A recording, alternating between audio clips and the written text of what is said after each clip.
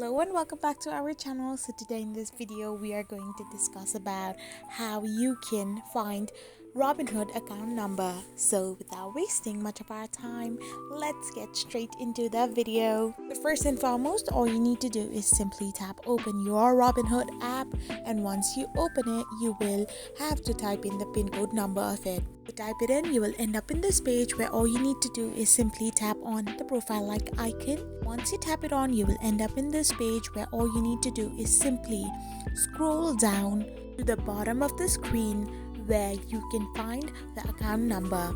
So once you tap on the account number, you can find your number. Otherwise, you can even tap on the investing option and you will be in this interface where you can simply tap on the account number option and see your Robinhood account number. I hope you found this video helpful, so don't forget to hit that subscribe button and to give us a thumbs up. We will be back again with these informative videos. Thank you for watching.